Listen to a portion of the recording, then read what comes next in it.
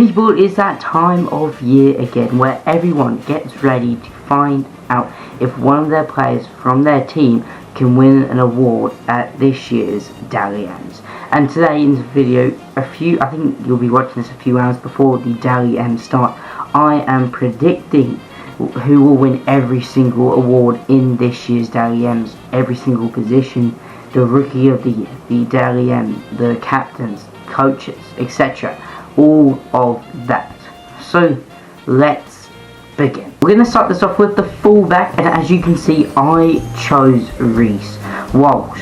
Up on top you can see the nominees. The nominees were James Tedesco, Kyle Weeks, and of course Reese Walsh. And it was a close choice for me for fullback here. Like, look, Teddy is one of the favourites to win the Dally M. Kyle Weeks has been great for the Raiders this season, and Reese Walsh, genuinely, since that toilet incident, coincidentally, he's been on fire, and he's been absolutely brilliant. Now, I know in the stats that he might not compete up to Teddy with 20 appearances, 13 tries, 23 assists, and 99 tackle breaks. I still think, especially obviously we're going into this, the grand final is the Broncos Storm. His team, the Broncos, are in the grand final. That has to definitely count for something, and also just being a great player throughout the finals. Obviously, you can say they've only played one game, which was that Raiders one. He got that sin bin as well. But look, he played brilliantly, and he was a key member of the team, especially at the end of last season as well. So I went for him.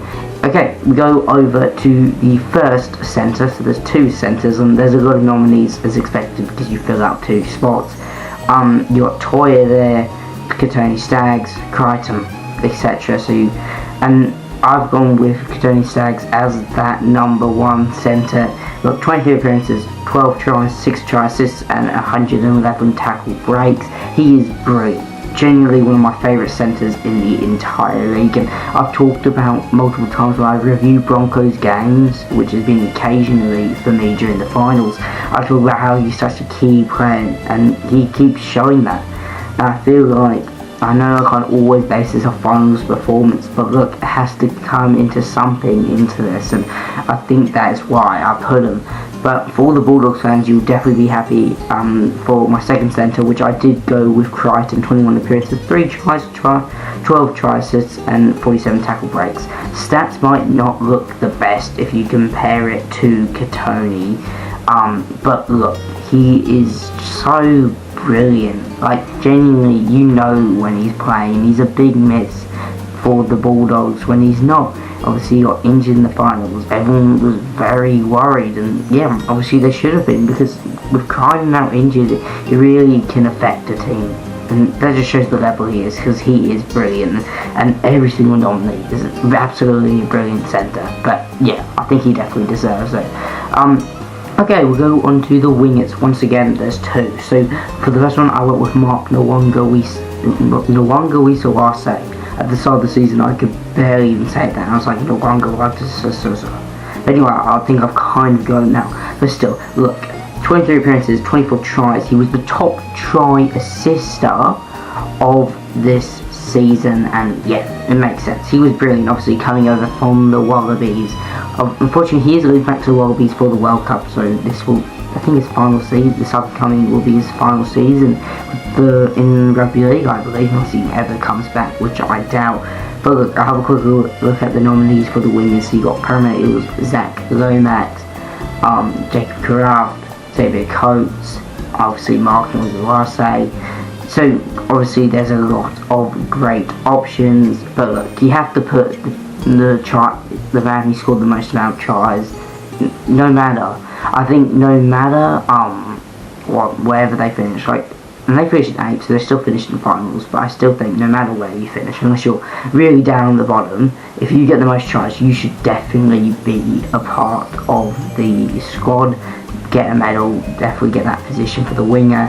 But look, yeah, I just keep saying the same thing. Even you can add on the tries. As another thing he did brilliantly to help the Roosters get into the finals. Fortunately, it ended early for them. But look, still, they did make it, unlike a lot of teams.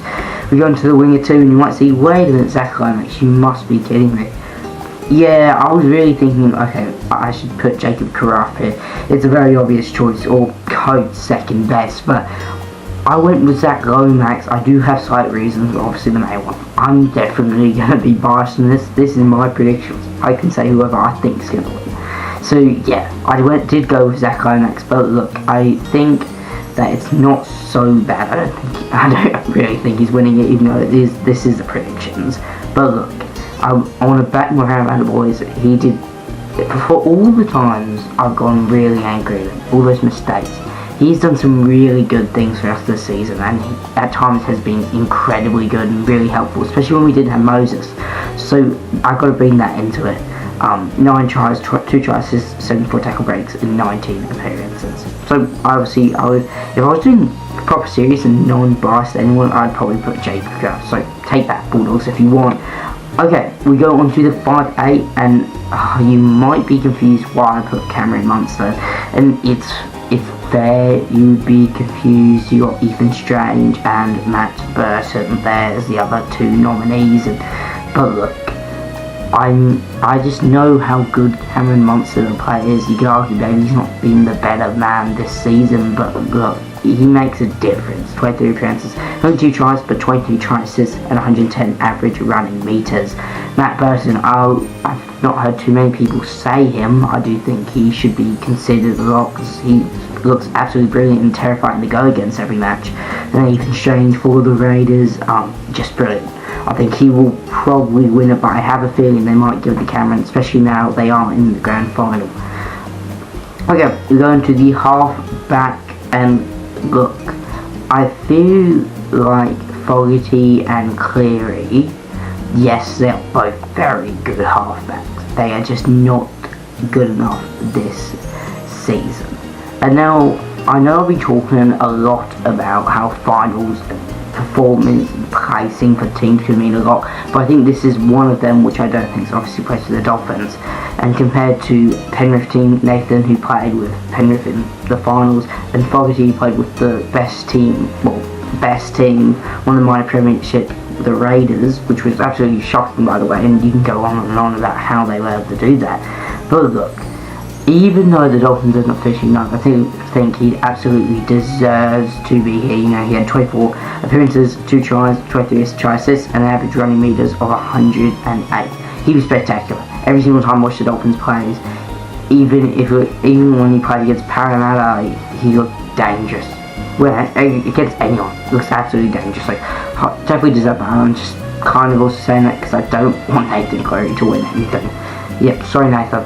Okay, now we're going to go on to the hook of the year, and you might think, if you're a League fan, like another YouTuber, you'd say, this looks exactly like his little setup, and it looks very different to my previous ones. Yeah, it does. I don't know too much about some of the other positions, hookers and stuff like that, but look, Blake Brayley, I was thinking, you know what, he probably does deserve it. It's what the league put as well, so I've kind of just used that. He had key stats, 3 tries, 14 try assists, 94.8 tackle efficiency, and 80 average minutes. So yeah, averaging minutes, he was great for the Sharks. We saw how well the Sharks did. That's all really I can say. Okay, we'll go on to the props now. Look, I think with the props, there's a lot of options, but I think I have to go with Terrell Davis, mate. He's absolutely brilliant. Streamer, he's a great streamer, but obviously for rugby league level he is brilliant, and he is one of those key players for the Tigers, along with obviously the Lion, etc. But look, Terrell Davis, mate, is amazing, and I think any club would love to have him. That's really how good he is. 166 average running meters, 97.7% tackle efficiency, and 72.5 average minutes. Obviously, he plays a lot for the Tigers, and this season it shows that in the stats. Just such a key player. And we go into prop 2, which I did go with Payne Haas. I think you can agree with the points I said at the start, which was about putting some of these guys because of their performance in the finals. And obviously in the grand final, I feel like, oh, maybe I should put them here, you know, because they won't make it. But look, Payne Haas was brilliant. I think brilliant throughout the season. 168 average running meters, 98.4 tackle efficiency, and 121 tackle breaks. Look, overall, just absolutely brilliant. Now we're going to go into the back rows. I kind of changed this up a bit because I've done 2 at once, just showing both the players. But look, you can just have a look at nominees. You got Crichton, Hudson Young, Liam Martin. I think back rows was always going to be one of the hardest for me to make a decision. But look, if you look at these two men, starting with Hudson Young, 11 tries, 4 try assists, 148 average running meters, and 78 average minutes. Brilliant. Also was in the New South Wales team and won the minor premiership with the Raiders. Now we're going to go from Hudson Young to Katoa. Got 13 tries, 5 try assists, 142 average running meters, and 80 average minutes. Just brilliant. He was, I think, one of the best back rows. I've made my decision here. He's definitely one of the best back rows in the entire league, and I had to give it to him. So personally, that'd be a great partnership, Hudson Young and Katoa. But now it's time for the lock of the year. I've done the same thing as the league because literally with the locks, I'm just very confused. But look, Aaron Clark, I think what he was able to do with the Warriors, from what I've seen, I didn't see too much Warriors games this season, to be honest. But look, from all the highlights and stuff, they did well, and he was a key player. He was a great lock, and he definitely deserves that. 66 tackle breaks, 147 average running meters, and 94.9% tackle efficiency. Okay, so now you might see this: Toya, Yongi, and Halasima. So all three of them is competing for the Rookie of the Year this year. And look, this is a very close one. This is probably one of the closest Rookie of the Years I've seen. Now, and obviously you could argue and say different ones, but look, Halasima, brilliant. Yongi brilliant. Toya also very brilliant. You can have very different perspectives and different stories for each of them. So I'll go over a bit. Toya, oh my god, just spectacular. Absolutely spectacular for the Roosters. And arguably, I've seen the league, he put Toya. Toya is definitely up there. You go, and they made the finals as well, so that's another thing. You go into the centre man, Yongi, plays with the Parramatta Eels. Now you could say if I put him unbiased, but look at Yongi this season, man. He has been one of those highlights. I know I talked about Zach helping out early in the season when we didn't have Moses, but Yongi was so good. Like, genuinely, throughout the season, it was incredible, and I always wished he was playing. That's how good he was. He's definitely probably one of the. He's in that top 3. So he is one of the best up and coming rookies. And you might not even say up and coming anymore because he's already one season in proven his point and was absolutely brilliant. Now we go over to Halasima for the Warriors. Mate, the Warriors this season, they had some ups, they had some downs, but throughout that season, a lot of it, they were in 4th place and they were doing brilliantly. And Halasima was very key to that. He was very good this season for the Warriors, and I'm very tempted to put him as well. But look, I've had 9 minutes for Woolman. I think I've watched all of them play. I believe if Toya played in that Roosters Eels game, would have watched him. I've watched Yongi multiple times throughout the season at Para games. I also went to Newcastle for the Warriors versus the Knights game, and obviously if you don't remember that, it was Halasima who scored a try. It was a great try because I'll go a bit over if you can't remember. Sorry if you're a Knights fan, but basically they kicked it, it was blocked. Knights kind of celebrated, and then Halasima picked up the ball and ran through and scored a beautiful try. So look, a bunch of memories come to mind when I talk to these guys. But look, I'm gonna stop yapping. I did give Yongi the Rookie of the Year. Slight bit of bias, but genuinely, if you look at all that stuff and all my points, he was brilliant. And I feel like he's not gonna get because Parramatta didn't make the finals and were poor at the start of the season. But look, I think if you're forgetting about the finals position, all that, he definitely deserves it. We're going to go into a bit of a rapid fire. So as you can see, captain, coach, and the Province Simmons medal. So I'm going to give a bit of my reasons for all 3 of these guys. You can see on the screen. And look, okay, we'll start this one off with James Tedesco. Out of the captains, you had Cleary there as well. But look, I feel like he's definitely one of the favourites to go and win that Dally M. And just, he's a great captain. He was voted as the player's player this year. He's brilliant. I think he was definitely the right option. And we'll look at coach at the end because I really do want to talk in more detail why I didn't pick Ricky Stewart. You look at the Province Simmons medal. I know there's a lot of people who don't know too much about it. Obviously, Biggie in this video didn't even mention it. But I think it's about like sportsmanship, responsibility, respect, I think there's like 4 different things. It's something like that. It was like Blue Eye and Lee Galvin were like selected as 1, I think. It was weird.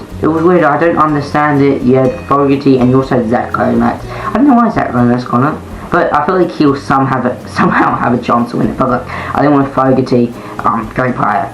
That's all I really say. I don't know too much about the award. I don't really study it, so I just went with Fogarty because I didn't see Lomax winning it, and I'm just confused with the Blue Eye Galvin. Is that 2 people together coming as 1, or is that just 1 each? Anyway, I'm confused. But now let's talk about Michael Maguire, the man who I put as the Coach of the Year. And you might be thinking, what am I on to put Michael Maguire as the Coach of the Year? Everyone's like, Ricky Stewart should be the Coach of the Year. And I bet all the Raiders fans up there thinking, what is this guy on? Ricky Stewart should have won it. And I understand your point.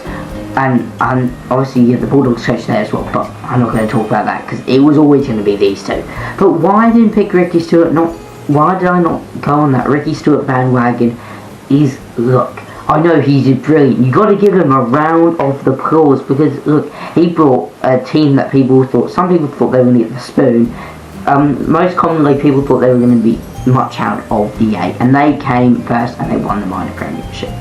Brilliant, and Ricky Stewart was very key to them getting that. But then we look at Michael Maguire's side, and we'll talk to the finals later, but let's focus on that main minor premiership season type thing. Look, the Broncos had up and downs at times. Looks like sometimes they weren't even going to make the 8 around 13 or something. But then look, they bounced back and they were dominant or scared to go against them. And you got to remember, this is Michael Maguire's first season in charge of the Broncos. I'm telling you what, we now can go on to finals. Because look, Michael Maguire, first season at Broncos, got them in the top 4. Don't care how they did it, they got in the top 4, and now they are in an NRL Grand Final against the Storm. Now Ricky Stewart, yes, he did brilliantly in that minor premiership season. He won the minor premiership, great. But when you go to the finals, that's when it all matters. People barely remember minor premiers, they remember the premier. And they only might remember the Raiders team from this year because they went in as minor premiers and then got absolutely destroyed by Michael Maguire's Broncos, who did a spectacular comeback, and then they went over to play Cronulla at home and they got destroyed by them as well. That is not something a Daily M Coach of the Year should have under their belt. That's what I think. I feel like if you're going to get the Coach of the Year, you shouldn't be getting the minor premiership. Well, no, you obviously, if you get the minor premiership, it's definitely a favourite. But let me finish. You shouldn't be getting the minor premiership and then going to finals and losing both games straight away to teams you could definitely beat 4th and then 5th. So yeah, it's not like you're playing 2nd and 3rd. And yeah, Michael Maguire, we'll go back to him. Brilliant throughout the finals, which was that only 2 games we've seen so far now, which was against the Raiders and then we saw against Penrith in the prelim. Now they're in the grand final. That's why he deserves it. But I've gone on a rant. It's now time for the Dally M winner. Yeah, I'll put James Tedesco. I don't want to go on and on and on about James Tedesco. Look, he deserves it. He's the player's player. Everyone wants him. And I feel like he could also win fullback of the year. I just put Reece Walsh, kind of make it equal. Go for a guess just in case he doesn't end up winning this. But look, we all know Teddy is winning the Daily M this year, and I think he absolutely deserves it. And it's what I've heard people say. But anyway, that's all from me. I do really appreciate it. I hope you do have a lovely day, because I will see you guys in the next one. Goodbye.